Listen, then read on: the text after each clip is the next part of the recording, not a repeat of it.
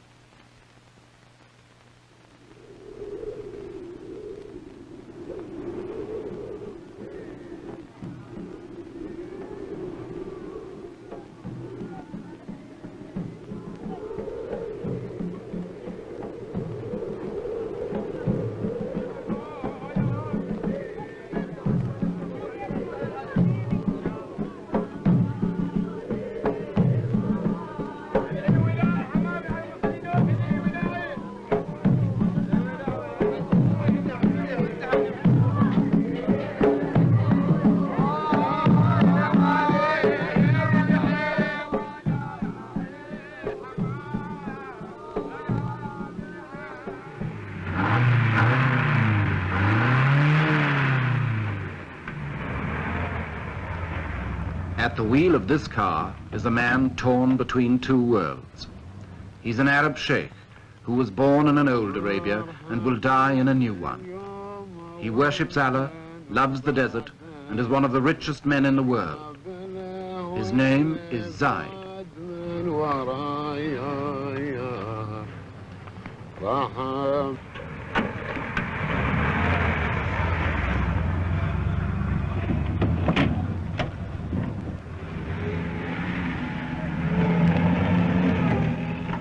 Zaid rules a little kingdom in Arabia called Abu Dhabi. 20,000 people in a stretch of sand and salt flats about half the size of Denmark. To the tribesmen who follow him everywhere, he's the undisputed boss. His forefathers ruled the desert from the back of a camel. He rides it in a limousine. But he remains, as they were, the center of tribal life. He's the man you serve, the man you hunt with, and the man you fight for. Above all, he's the man who leads. Wherever Zaid goes, his men go too.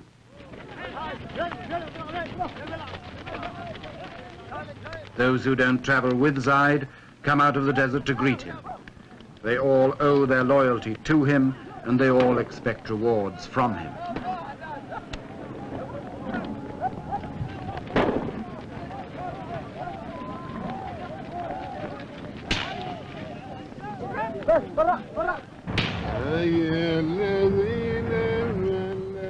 Zaid's tastes have not been influenced much by his money. He likes the simple life, to drive himself, to go hunting and camping in the desert, to be with his people as a sheikh should be, to follow the ways of the old Arabia.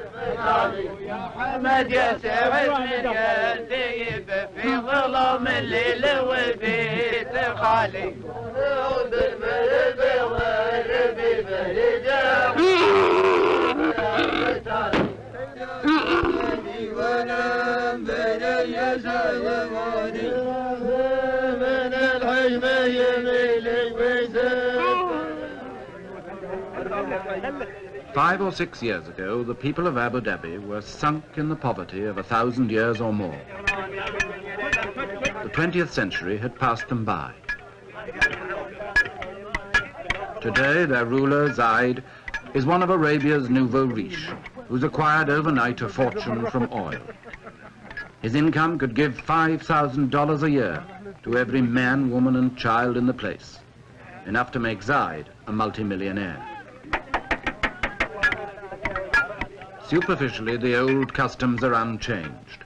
The tent goes up as it always did. The food is prepared as simply as before.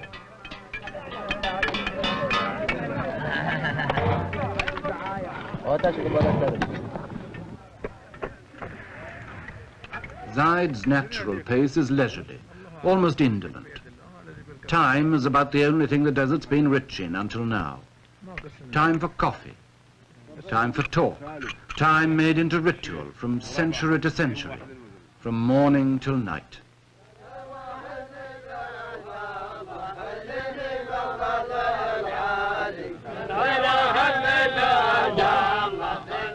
These girls will swing their hair, and these men will chant hour after hour. In the desert, there's no rush. At least, that's how it used to be.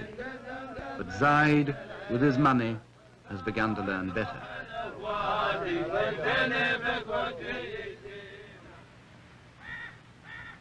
In this palace in Abu Dhabi, Zaid had a brother. His name was Shakput, and for more than 30 years he ruled Abu Dhabi in poverty and comparative peace. Shakput's rule was traditional. His word was law, but he stayed close to his people. Anyone was free to talk to him any day in the Majlis, the tribal council, and as long as they had no money, they were all relatively contented. And then in the 1960s, Abu Dhabi struck it rich, and its troubles started. In a year or two, people were demonstrating about work and wages who'd never had either in their lives before. The grumbles grew as the money mounted, because Shakput was a miser. All his life he'd been a poor man. Now that he was rich, the skinflint habits stuck. And like a man who's won first prize in a lottery, he found his money made few friends.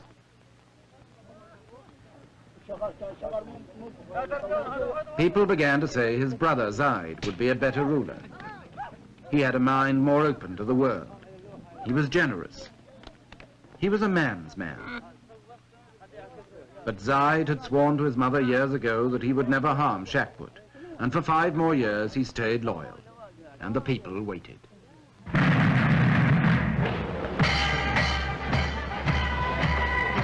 The oil flowed. The money poured in, but Shakput wouldn't spend it. He was paralyzed by habit, suspicion, and downright fear. He knew the harsh old world of Arabia. He couldn't meet the challenge of the rich new one.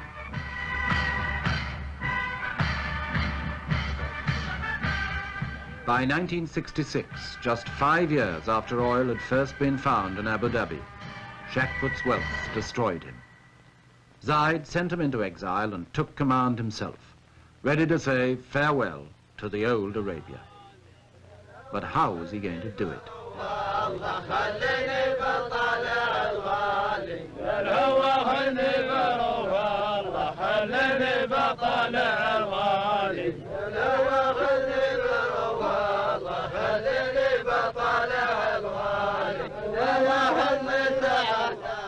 Even with a new ruler, the old life still goes on. A timeless, patient life, dominated by the desert and the unforgiving sun.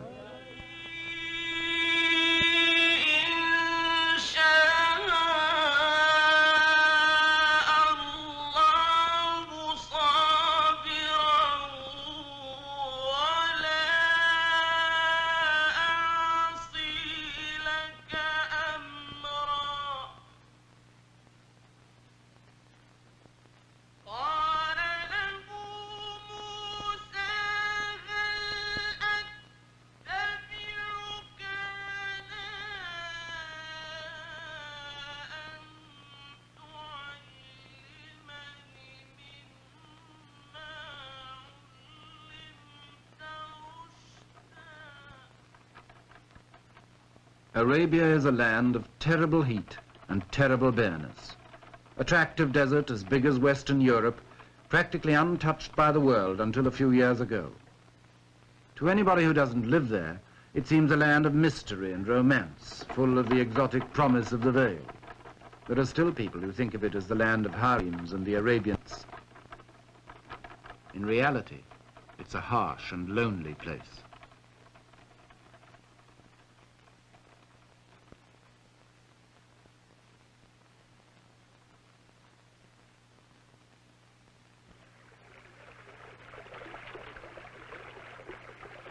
Only water makes Arabia bearable. Where there's water, there's life.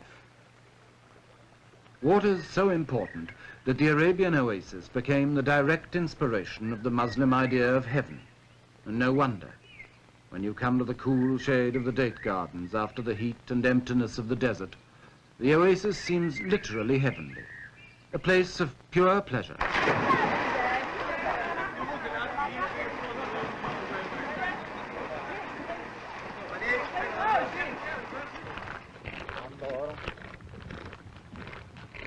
Every well in the desert is like a port.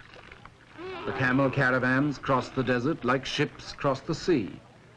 There are no frontiers, no fixed territory, no land belonging to anyone. There are just the wandering Bedouin and their camels, as attached to each other as sailors and their ships, bringing their trade to the desert markets.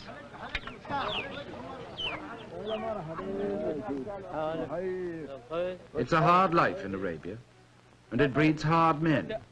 But it's as perfectly adjusted now to the hard land it's lived in as it was in the days of Abraham, the father of all the tribes.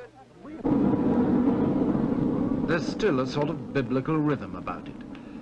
If you want to know what the loaves looked like in the Bible parable, here they are, baking in Arabia today just as they did 2,000 years ago on the shores of Galilee. And I don't suppose the fish have changed much either.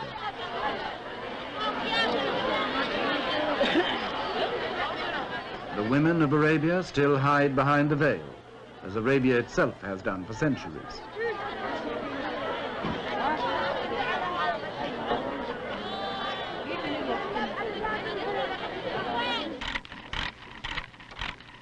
Around the coasts, the Arab boats are made today by hand and eye and ancient equipment, much as they were when the spice trade and the slave trade kept them busy from China to the shores of Africa.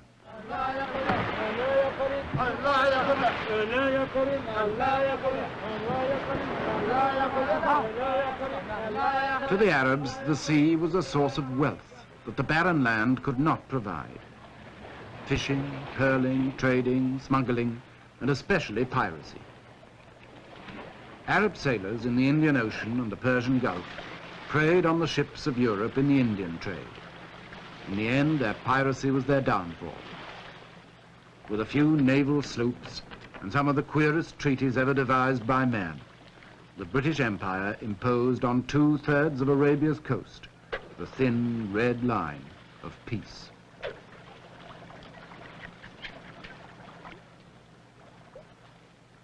But neither the empire nor peace got much further than that.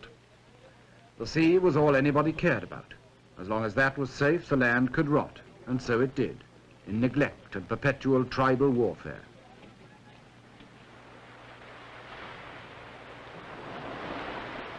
Beyond the coast, most of Arabia lay untouched until 20 years ago.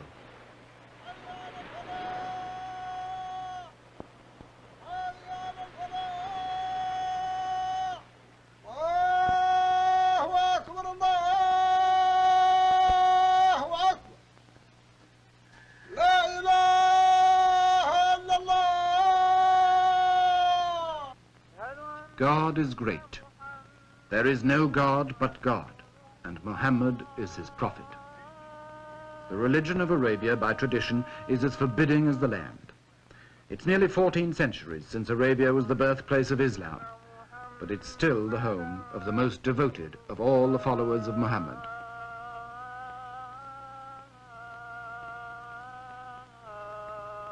Islam means submission to the will of God.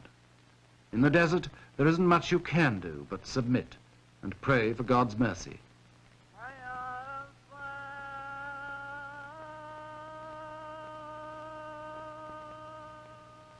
Submission makes everyone equal. A ruler like Zaid is no different from other men in the sight of God. He submits like them, and wherever he is, he prays like them, and with them too. Allahu Akbar. Assalamu alaikum wa rahmatullah. Assalamu alaikum wa rahmatullah. The Prophet decreed that the faithful must pray 5 times a day, from dawn to dusk.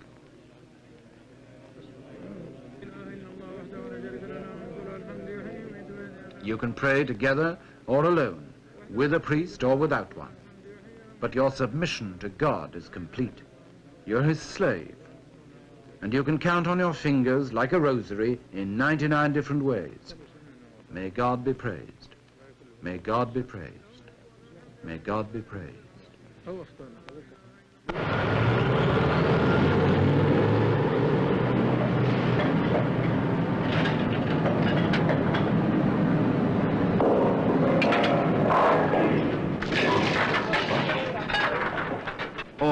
has ended the centuries of Arabian isolation. Oil means money. It's worth nearly $6,000 million a year around the Persian Gulf alone. And although most of the Arabian oil fields have been in production less than 20 years, their wealth is cracking the old life of Arabia wide open.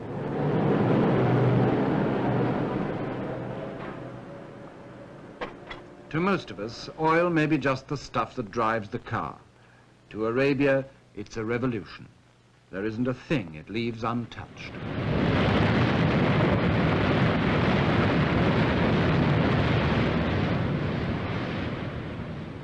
It makes the desert rich.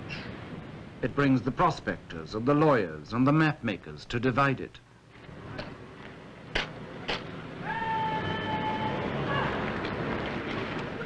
For the first time in history, oil brings soldiers to enforce peace inside Arabia.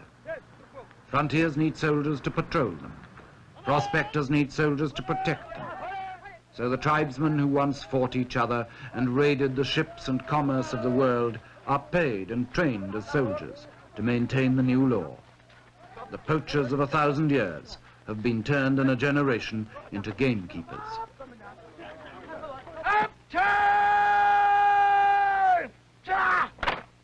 شباب من اليسار أديتان صعب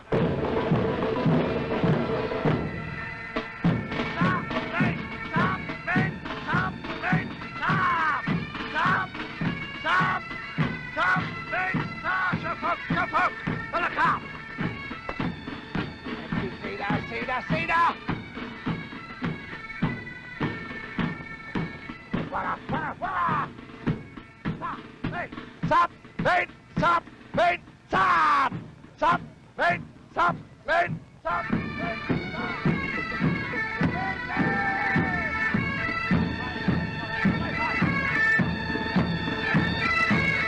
Sultan, Sultan, Sultan, Sultan, Sultan! Helicopter!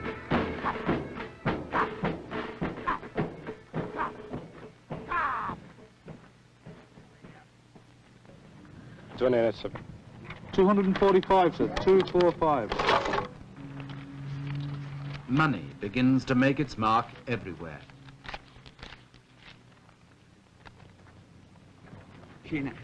The sheikh gets millions, the soldier only a scrap, but it buys a new life for both of them. 302, sir. 302. 24 Express. You attain what? Sold! Sold! Sold! Sold! Sold! Sold! Sold! Sold! Sold! Sold! Sold! Oh! Oh! Oh! Oh! Oh! Oh!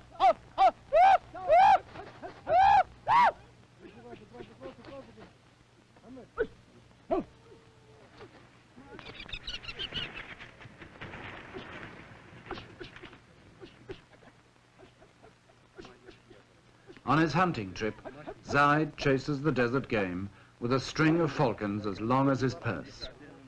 20 years ago, he'd probably have gone hunting on foot, with only a few birds to help him. Now he takes anything up to 100.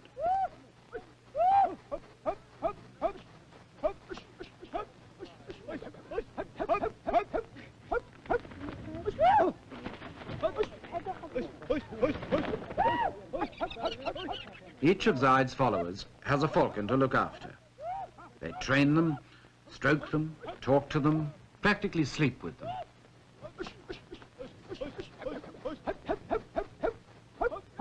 Like racehorses, they're the pampered darlings of a rich man's camp. And like racehorses, they cost big money. A good bird will fetch $600 or more, imported from Syria or Iraq. And with so much oil money in Arabia now, the price is rising every year.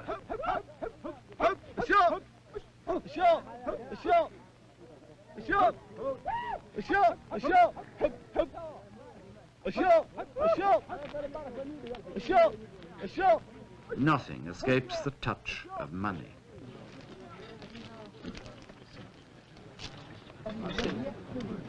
Money changes all relationships.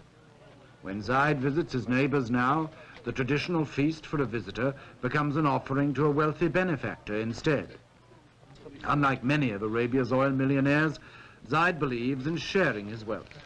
He told me once, the oil business is like a lottery. I might still be poor and my neighbors might be rich, so we ought to help each other. He's already given away millions. Zaid's host at this feast was one of his poorest neighbors. But now that Zaid has touched his palm with silver, he won't be quite so poor.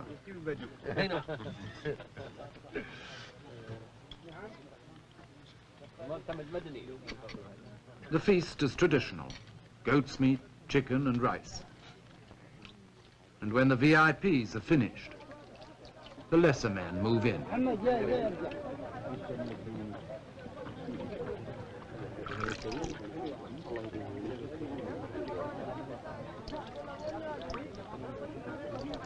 It's always the custom in Arabia for the poor to eat at the rich man's table, or rather, off the rich man's floor.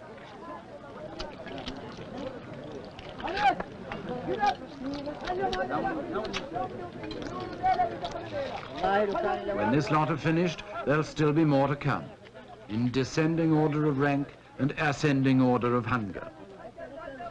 It's not the most elegant spectacle, and it's not the choicest food, but in a harsh and hungry land, any excuse is welcome for a blowout, especially when it's held for a man with money.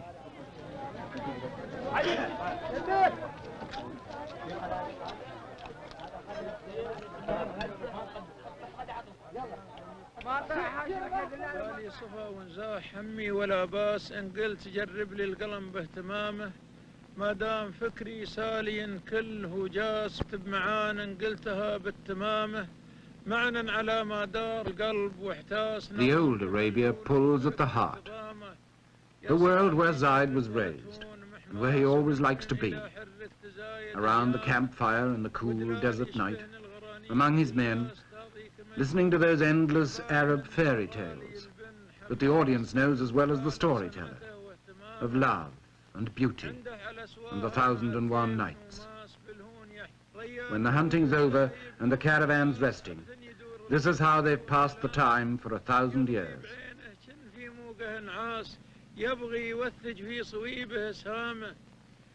This is the old and sometimes beautiful Arabia, where time is endless and patience more so.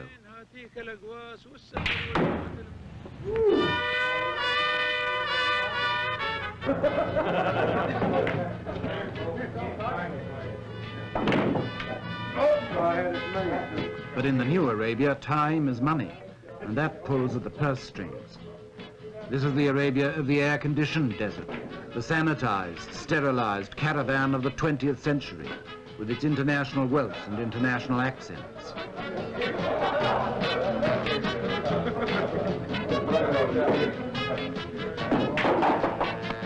You can't play pool, let's play darts. I can play darts. For these people, the old Arabia hardly exists. The mystery and the romance, or the harshness and the poverty, it's all one in the oil company's pay packet. See you guys later. To them, Arabia is just another job.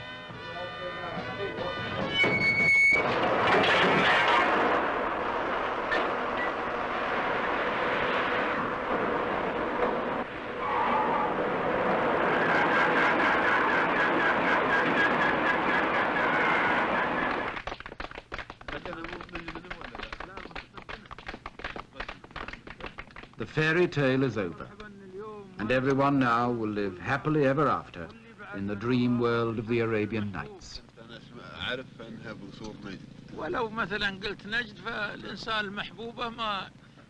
But in the real world of Arabia tomorrow, it's not so easy. Not even Zaid's best friends can promise him a happy ending to his modern fairy tale that's only just begun. You can't reconcile the old life with $100 million a year, as his brother Shakbut learned. You can't even choose whether you'll have the old life or the new. God and the oil business have already chosen for you. From now on, you can only try to ride the terrible tiger of the 20th century and wonder if it will not eat you in the end.